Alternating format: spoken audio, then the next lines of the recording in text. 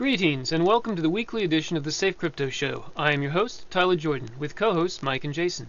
Each episode attempts to cover a range of topics, beginning with a global market cap review and a look at the past week's movers and shakers. Next, a discussion of general crypto news and happenings. Then we consider new and interesting projects and ICOs, all followed by a brief discussion of the weekly tech update by MAIDSAFE. Let's get started with the show. Safe Crypto Show disclaimer. Please keep in mind at all times that we, the hosts and guests of the Safe Crypto Show, are not offering or giving investment advice. We only state our personal opinions and thoughts on our own interests. By watching, you agree to not hold us responsible for any losses you may incur by executing trades or by maintaining holds based upon the subjects discussed in our episodes.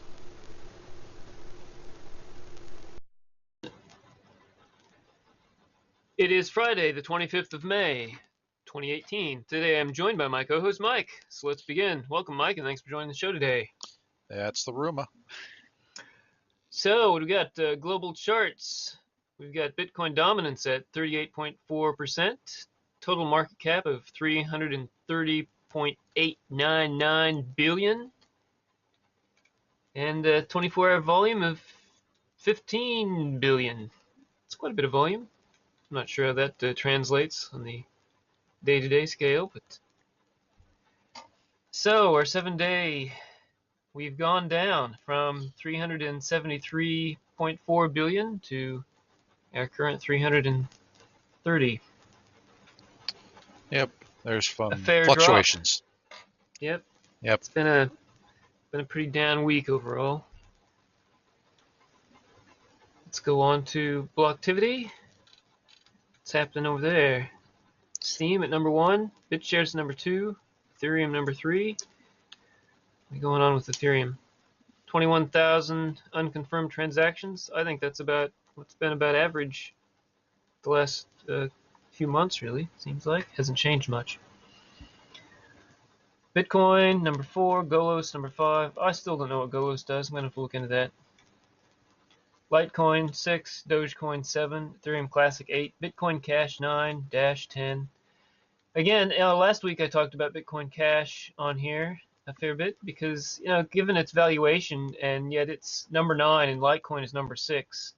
I mean, total number of transactions and the activity on the blockchain of Bitcoin Cash versus, even Dogecoin is well ahead of Bitcoin Cash. People may talk up Bitcoin Cash a lot, and I prefer it over Bitcoin as far as things go technology-wise, but it's not worth what its activity is in my view. I don't know. Maybe people are using it just to hodl, like a store of value. But if you're going to use a store of value, why not just use the regular Bitcoin? I don't know. What do you think, Mike? What's your feeling on that? Well, as far as for the Bitcoin Cash and whatnot, I've always considered that to be just another shard off the old block of Bitcoin. Yeah. So which it is, but you see what I'm saying, though? I suppose, but with Litecoin being and Dogecoin even, Dogecoin of all things has a lot more activity. Maybe Dogecoin because it's more of a tipping coin. But Litecoin, has much higher activity. It seems to me like Litecoin should be valued more. I don't really understand why Bitcoin Cash would have such a high valuation when it's got such little actual transactions happening. Anyway, I won't go on about that. I just find that interesting, and I'm going to continue to watch that. So let's get into our news segment. First article, more Americans will turn to crypto with Fed relaxes post-2008 measures, say analysts. More Americans may move away from traditional finance and into crypto if the U.S. Federal Reserve relaxes post-2008 financial regulations, according to a study published by Weiss Ratings on May 22nd. The Fed is set to meet on May 30th to consider watering down the Volcker Rule in what would be a major deregulatory move. The relaxing of the Volcker Rule would allow thousands of banks to make high-risk, profit-seeking trades with less government oversight. Read that the housing bubble has been reinflated, and they've got lots of new derivatives, and they want to dump all those, what do they call those, Mike? The CDOs. No? Yeah, CDOs, collateralized debt obligations. Oh, okay, you're right, that's it.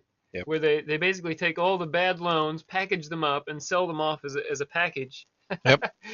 I think that's what we got getting ready to kick into the gear again.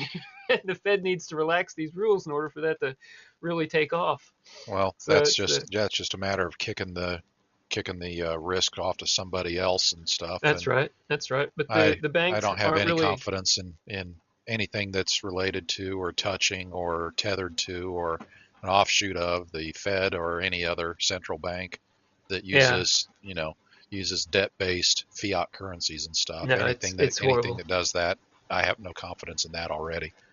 What So I think here, though, is that people need to be advised that if the Fed does relax this rule, you need to make sure that your assets are in a place where they're not going to get hit. Because when this all falls apart again, as it will, uh, there's going to be a lot of banks that are going to go under this time, I think. And if you're in one of those banks, you could, at the very least, be without funds for some time because they may lock your funds down while they try to sort everything out. It could be bad. So just keep that in mind, folks. I think that's a big problem. Anyway, let's get on with this news bit.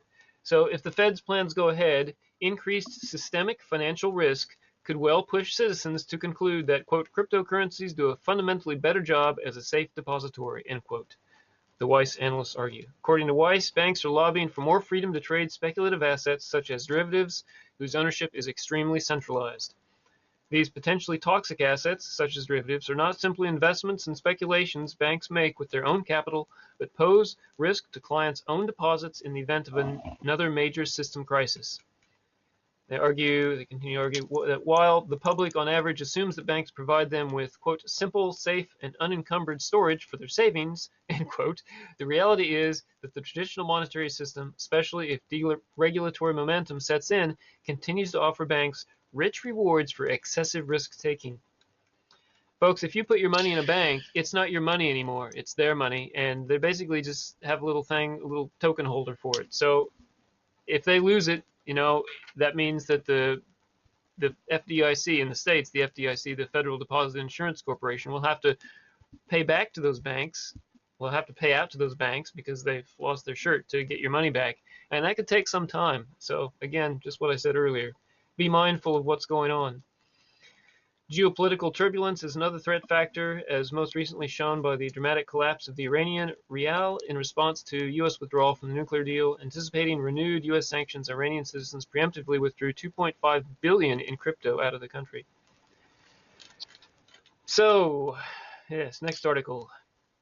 Do you have something to add there, Mike? I was going to say that, I'm not overly concerned about that once I have a direct means with which to convert my cryptos into actual transactions and stuff. We got another story that's slightly related to that later on in our show, but again, the crypto debit cards. Once there's a nice functioning, stable one of those, that could prove to be the great escape hatch for people to get the money out of crypto as easily as they're able to get the money into it. So Yep. hopefully Yep. that will become a reality globally, hopefully sooner than later. Yep. Well, there are ways now. They're kind of two-step processes or three-step Yeah, I processes. want a but one-step process. That's right. That's what we need. We need to get down to the one-step process that the traditional markets currently Load enjoy. load my card, make my purchase. That's the only Yeah. part one, part two, and they're all load the card and go. Yeah.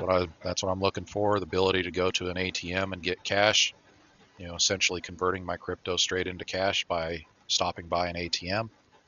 That's what Yep. Straight into fiat. the Mikey is looking for. Or just go Hopefully, to the people you purchase things from and use your card right there to buy whatever you need. yeah, and that's as far as for me, there's times when you want to be running around with cash, but being able to go and use it like a normal debit card or a credit card, if you can use it anywhere a Visa or MasterCard is taken care of and is able to be used, then that covers practically every place you would really need, for Well, the I most feel part. fairly certain that Visa and Mastercard have put the kibosh on all that deliberately because the banks know that if it becomes so easy to use, then their days are Yeah, yeah, the literally banks. numbered. They're numbered in very small numbers as well. Yeah, yeah, it definitely puts a hot fuse on both sides of the both lights up both sides of that fuse, and it's not one of those slow burning Mission Impossible style fuses. This is one of those fast burning ones that makes the Yeah, firecracker go off in yeah. your hand on the 4th of July in the I States. reckon they're gonna slow it down as much as they can, but once it happens in a major way, then it's not going to be good for the traditional financial system. You hear that sound, Mr. Anderson? That is the sound of inevitability. You Yes. hear that sound, Mr. Banker? Yep, it's all a matter of time. Hopefully it'll come sooner than later.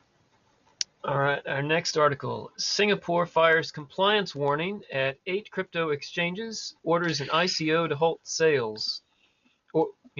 So Singapore's central bank said today, May 24th, that it had issued a warning to 8 cryptocurrency exchanges over securities compliance and ordered an ICO to stop issuing tokens. The press release, the Monetary Authority of Singapore reiterated operators in the city-state are, quote, responsible for ensuring that they comply with all relevant laws.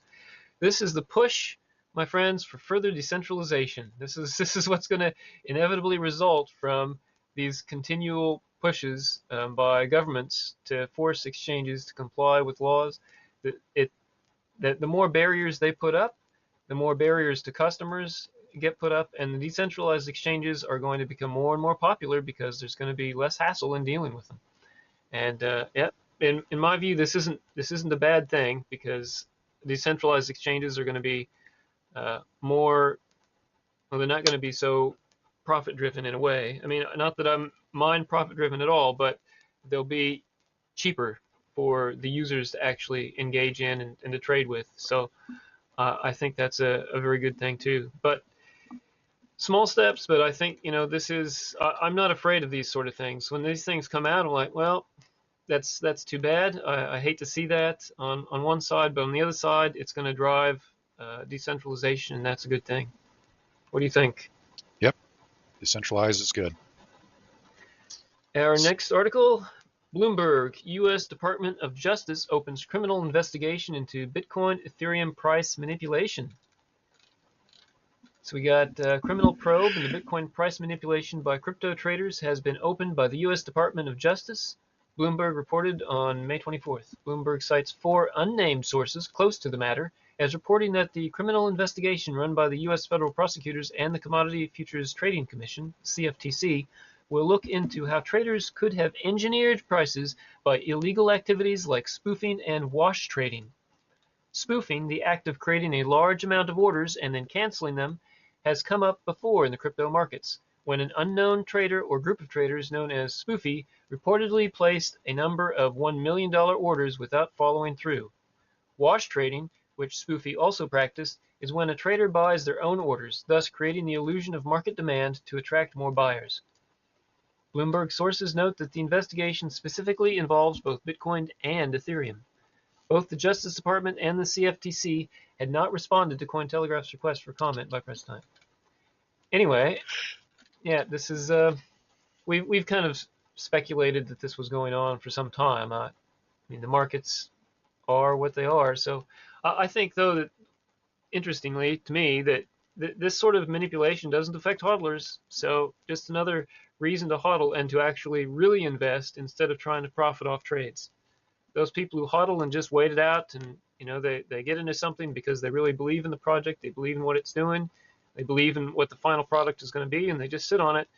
They're not going to really be subject to these kind of manipulations because these are up and downs, and at the end of the day, the valuation of the token is going to be worth its use case. So, I say invest and hodl, don't day trade, but that's me. This is one reason. And can these kind of, even if they do figure out who was behind this, I mean, what if they're living on a boat in the middle of the Pacific Ocean using a satellite internet feed? I mean, how do you stop this sort of thing ultimately when they're global markets? I find it interesting that they're looking into it, but I don't know that there's too much they can do about it long term. And I think really this sort of thing, this market manipulation, is ultimately going to weed out those people who trade in a bad manner, in a manner that isn't consistent with good investment practice. I'd be That's my kind of feeling. I'd be kind of curious to see which exchanges that they were doing their peekaboo on and Yeah, stuff. it would be interesting to know. Hopefully, we'll get some more information down the track as the investigation proceeds.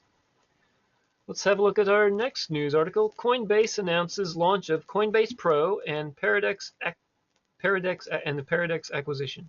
Now, it's not the launch of Coinbase Pro, it's the renaming of GDAX to Coinbase Pro. So GDAX already exists, so it's not really a launch. I don't know why they said that.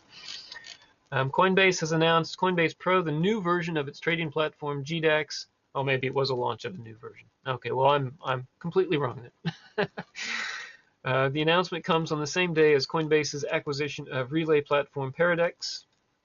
According to the Coinbase blog post, Coinbase Pro is an evolution of GDAX, which is specifically designed for individual crypto traders. Coinbase says that the new product was made specifically to suit the needs of individual traders, in addition to making the platform easier and more intuitive. Coinbase Pro will offer new features such as simplified deposit and withdrawal processes, in addition to letting customers take advantage of services like staking and protocol voting. Coinbase will integrate the Paradex relay platform into Coinbase Pro, which, according to the blog post, will let customers trade hundreds of tokens directly from their wallets. This would markedly expand the types of cryptocurrencies to which customers will have access to through Coinbase. The blog post states that the new service will be made available to customers outside the U.S. before eventually being offered to American clients. Now, Paradex is they're kind of like EtherDelta, one of these decentralized Ethereum trading exchanges. Ethereum token trading exchanges. I see Coinbase's move here as kind of a circling of the wagons in a way, kind of a way to keep their base, because if you want to trade a lot of these Ethereum tokens currently, you basically have to probably leave Coinbase, go to a decentralized wallet or another wallet. Or just transfer them. Yeah, or transfer them, but you have to transfer them to Off, that decentralized exchange and off of Coinbase effectively. Yeah. Yep. And then once you've done that, Coinbase can no longer track you. They can no longer see what you own and what you're holding and what you have. And by doing this, they're keeping you in their camp. And to me, this is a bad thing, because Coinbase is now an open book to the US IRS. They're an open book for tracking you and tracking your ownership. So folks, I recommend you do not use Paradex personally.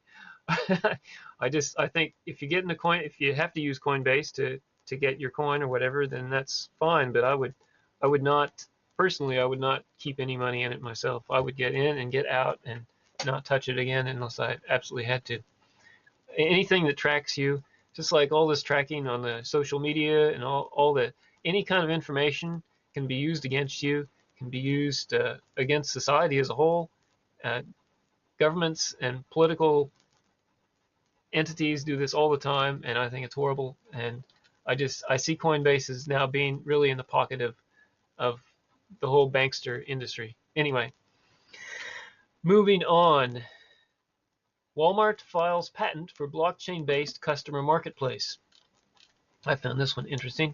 Walmart has filed a patent for a blockchain-based marketplace for reselling purchased products, according to a U.S. Patent and Trademark Office patent filing on May 17th. The application describes a service that would record a customer's purchases in a blockchain ledger, thus allowing the customer to resell the items on a sales platform using the record of purchase. The patent notes that since customers don't always plan to use an item for its lifespan and are generally left to their own devices to arrange for a subsequent resale, the architecture described in the patent can provide, quote, additional support to greatly ease and facilitate their later reselling of items.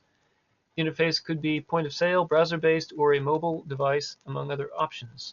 Walmart's patent mentions the increased competition from non-traditional shopping mechanisms as an incentive for brick-and-mortar retailers to stay ahead of new technologies that could improve customer experience. Yes, so there's a little more there, but what I find interesting here is that this, well, number one, it could be a big new platform for Walmart to build, and similar probably to Amazon, how people go and resell items on Amazon all the time. Walmart could be doing something similar, and if you buy things, at Walmart, and then, I go get a shovel or whatever, right? And I use it to dig my garden or whatever, and then I don't need this shovel for, probably another 5 years until I have to redig all my beds, whatever. No dig gardening. Plus. Anyway, Yeah, so you resell it. This could also be good because you might think if you go to buy a new shovel, you think, oh, I'm going to resell this, so I'm going to get a high quality shovel, not a crap shovel, because I'll get a better return when I resell it or something. I think it could help promote higher quality merchandise, which is also good instead of this throwaway kind of plasticky junk that you get and breaks halfway through and you go to. Anyway, That's I what think I this is was really thinking. interesting. Yeah, I think it's Well, a really that's what I was interesting idea. thinking is why would Walmart need to go and have anything set up to resell any of the products from their stores because they never last long enough to be worth Right, right. reselling. But Yeah. but I It could thought, it could change. It could upset the existing well, marketplace in a way. Could be the good. thing that I would rather not see is somebody who starts tracking everywhere that the product goes, and all the resales and everything else for tax purposes and stuff like that. Walmart's is a place that I have no interest in going if I can avoid it, and I don't like the way they do business. And this is something that, much like the Coinbase article we just discussed, this is another way Well, for them to that's a track fair stuff. So, point. Yeah. so if they're able to track the lifetime of their products or any products, then it's just like, okay, why would I want to go and have, this be tracked every sale and stuff? Oh, well, we need to tax you on that. So, And that's true. I'm Probably not. charge a sales tax or whatever, Oh, depending on what yeah, state you're in. make sure that you get billed appropriately for your sell, tax. So, it's just like, come on, man, where's it end? So, That's true. I hadn't considered that, but it is still interesting, and we'll see yeah, probably more of this sort of development coming. I mean, yep. if Walmart has a patent on this, will Amazon have to license that patent from Walmart, or will they come up with some modification? I don't know. It's all interesting and just more application for the blockchain. Our last news article this week, former UK Visa CEO takes helm of crypto consumer payment startup. The former head of Visa in the UK and Ireland has joined a startup bringing crypto to consumer payments, Business Insider NL reports on May 19th. Mark O'Brien, who worked for Visa between 2008 and 2014, has recently joined crypto consumer payment startup Cryptarium, which aims to make it possible to spend crypto in everyday situations. Quote, the idea is that cryptocurrency is actually quite difficult to use today as an everyday method of payment. If you were to go to an exchange with your Bitcoin or your Ether, it would probably take you 3 to 7 days to get that money paid out into a normal bank account. What Cryptarium will do is make that whole process seamless and give an opportunity for a consumer to actually use their cryptocurrency to pay for everyday items.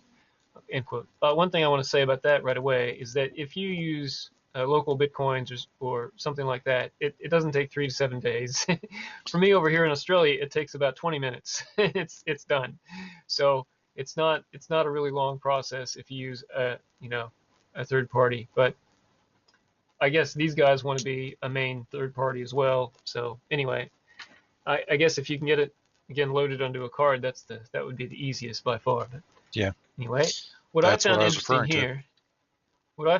here is that this is a top level guy. So he's got a lot of connections within the existing, fintech and traditional finance arena, and all those contacts go with him. And we see this time and time again now. I've seen it many times now, and I report on it on our show. When a big one defects, I think I spoke about this last week and the week before. Some big ex-bankers left and have moved to the crypto side, and here we go. Here it is again. And it's not just one person leaving in a way, because they're taking all their contacts with them, and they're going to bring those folks over into the crypto sphere and get them more engaged in it. And this is the writing on the wall, folks. This is what's going to happen. Crypto is a much better system for transferring of money and holding of money and storing of money, because it is real money. It's not debt-based money, which is fake money. And we're going to see more and more people move into the side over time as crypto just slowly creeps in and takes over everything. So I find this kind of thing very exciting to watch it happen and see people like this leave the traditional system and move over. I think it's great. I think it's just really awesome, which is why I continue to report on it. Yep, this is the other half of the article, or the other half of the info that I was talking about earlier, is something like this that allows you to Yeah. just go and load up a card and just do a straight point of sale without having to go and transfer and wait for somebody else to sell it and then transfer it to your bank. It's like a mess. And I'd say that 3 to 7 days, you're probably lucky.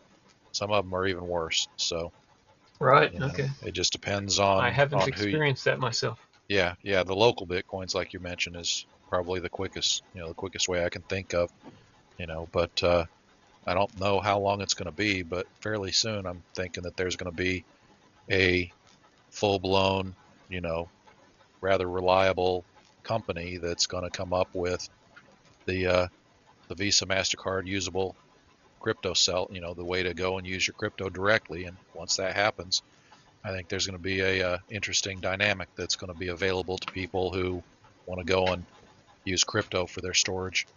If they can get it Yep. out just as fast as they could with a bank, then that's going to be a big deal for them. All right. Well, our last item for the day is really incredible news out of MaidSafe. This is our The weekly dev update. dev update. That's right. And this week, their focus is on introducing PARSEC. I'll get into what PARSEC is here. Where is it? There we go. The protocol for asynchronous, reliable, secure, and efficient consensus. Now, what this is, when you boil it right down, is it is a replacement for Hashgraph.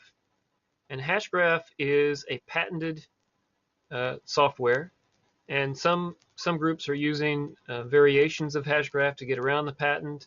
Those variations don't work as well as the patented one, from what I understand, that you have to make compromises.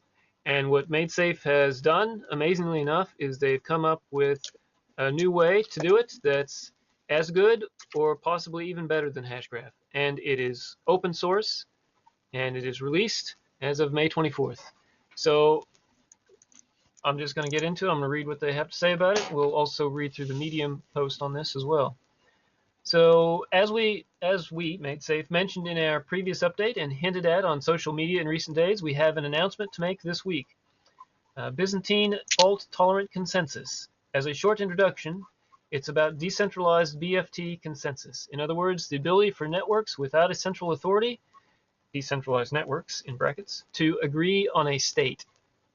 In practical, safe network terms, consensus enables the network to confirm a SafeCoin transaction, for example, or to enable a user to store a piece of data. As you can imagine, a consensus algorithm is ubiquitous in any decentralized network, and that is why we're excited to be able to bring to you a next-generation asynchronous Byzantine fault-tolerant consensus algorithm that will become a key part of the Safe network. It is a protocol that enables highly asynchronous, and in brackets says assuming random delays with finite expected value, end bracket, so asynchronous consensus, and we believe it is the most elegant solution to Byzantine fault-tolerant problem in existence today.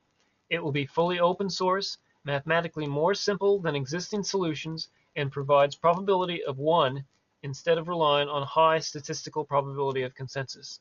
And of course, unlike the blockchain, it is efficient and does not sacrifice users' computing resources on the altar of security. It is called PARSEC, Protocol for Asynchronous, Reliable, Secure, and Efficient Consensus. And the details of the RFC, I can't remember exactly what that means, but it's, anyway. The details of the RFC are available here, so there's a link there. And today we are also releasing a corresponding white paper. In addition, those looking for a higher level introduction should also check out the Medium article. We'll go over that in a few minutes. And we hope you enjoy reading them as much as we enjoyed working on them. As you will find, PARSEC is an effective solution to the difficult challenge of achieving vote ordering in a decentralized network. Even if 1/3 of nodes minus 1 are malicious, sorry, I read that a bit wrong. It was a comma. Even if 1/3 of the nodes minus 1 are malicious. This is very interesting in itself, but when we incorporate some of the other deliverables of the routing library, such as add, remove, split, merge, and secure message transfer, the functionality this provides is quite revolutionary. Progress together. This innovation is not just something that will work well with the Safe network. As many of you will be aware, some projects and technologies in the cryptocurrency space, such as IOTA, Byteball, Nano, and others, are trying to achieve consensus via a DAG, directed acyclic graph. And we would really hope that these projects will also benefit from this. We will be reaching out to make them aware of PARSEC, and we welcome their input. This is the beauty of open source, and by working in partnership, we will undoubtedly improve on the current state of the art in true decentralization for use by all. We will never limit progress nor prevent innovation. The bigger picture. With a highly asynchronous consensus mechanism in place, there is much more we can do. In the coming weeks, we will release 2 additional papers. The next will describe PARSEC running inside a dynamic network, add remove nodes, while the third will detail network sharding, split, merge, secure message relay. The exciting part about these papers is that the code is already written, and some of it is running in our Alpha 2 network. As many have speculated, this algorithm will reduce significantly the number of testnets and code we write. Instead of huge conditional sets in our codebase, it will be reduced to this algorithm. Then, adding features, add, remove, split, merge, and secure message relay, routing will be complete for Alpha 3. This marks the end of the unknowns that we have to face before launch. From this point on, we will be finalizing vault rules, safe coin farming, solid integration, and all of the client APIs and bindings.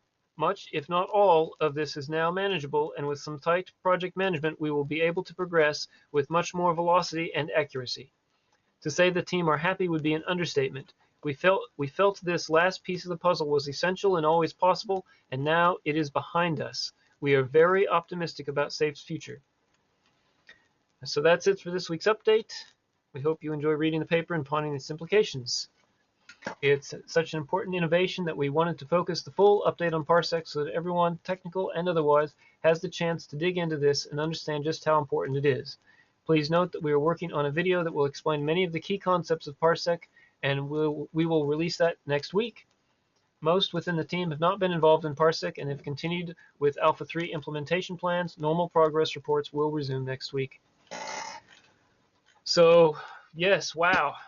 I'd kind of hoped that this was going to be some finalizing of routing, and it turns out it was.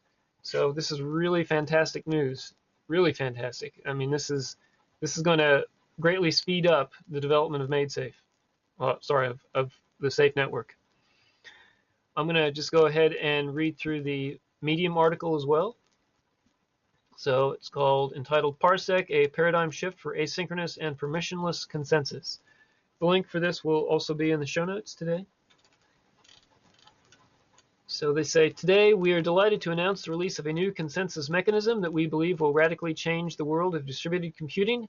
Whilst we rarely engage in the hype that's all too common within the cryptosphere, this one is worth shouting about because we've created the world's first, and in brackets, as far as we are aware, in bracket, the world's first completely decentralized, open source, highly asynchronous, Byzantine, fault-tolerant consensus mechanism.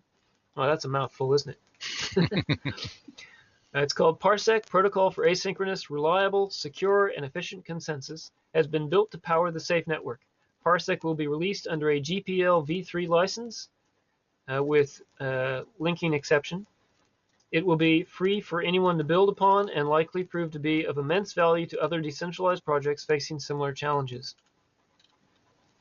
They have a paragraph about the Safe network titled, What is the Safe network? If you aren't already aware, the Safe network is the autonomous, decentralized, and secure internet that is currently available to the public in its alpha testing phase. It's been in development by MAIDSAFE for over a decade with a community of thousands around the world. As one of the most established projects in the decentralized world, there's been a lot of interest recently as people are starting to realize that the Safe network is about far more than simply decentralized storage, and what's more, it does not use a blockchain.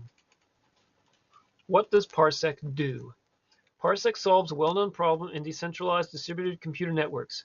How can individual computers, nodes, in a system reliably communicate truths, in brackets, in other words, events that have taken place on the network, end bracket.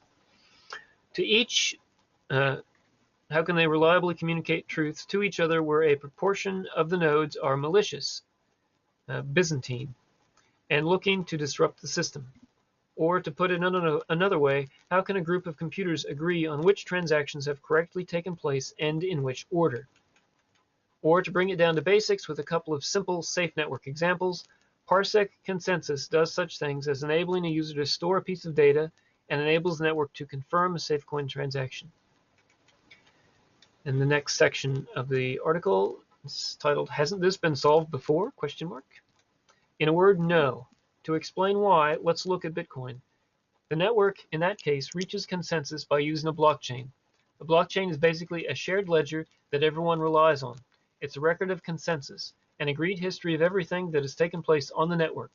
Because the Bitcoin network, just like the Safe network, is permissionless, in other words, you cannot prevent anyone from taking part who wants to, Satoshi built a system that has a couple of key characteristics.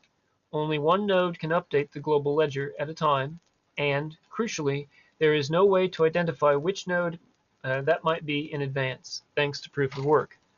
Consensus is achieved and defended by protecting the identity of that node until their job is done. This is a huge deal, but as we've discussed many times before, the Safe network cannot and does not use a blockchain. Limitations of blockchain technology. Because as powerful and innovative as Satoshi's creation has been, Bitcoin, blockchain technology comes with some fairly significant downsides. If you're building a secure, autonomous, decentralized data and communications network for the world, like we are with the Safe network, then the limitations of blockchain technology when it comes to throughput, transactions per second, and ever-increasing storage challenges and lack of encryption are all insurmountable problems for any system that seeks to build a project of this magnitude. Hopefully, there will be improvements along each of these fronts over time, but the very design of blockchains means that their use case isn't suited to a global internet that deals with vast amounts of data that needs to be both private and secure. So despite being big fans of blockchain technology for many reasons here at MAIDSAFE, the reality is that the data and communications networks of the future will see millions or even billions of transactions per second taking place. No matter which type of blockchain implementation you take, tweaking the quantity and distribution of nodes across the network, or how many people are in control of these across a variety of locations, at the end of the day, the blockchain itself remains, by definition, a single centralized record. And for the use cases that we are working on, blockchain technology comes with limitations of transaction per second that simply makes that sort of centralization unworkable. So alternative blockchain consensus algorithms. Actually, this article goes on a while. I'm not sure if I'm going to read it all, but we'll see how far we get. So with blockchains unable to meet the challenge of powering the Safe network, we've explored a number of other approaches to consensus since we started working on the problem back in 2006. You may have heard of leader-based consensus systems.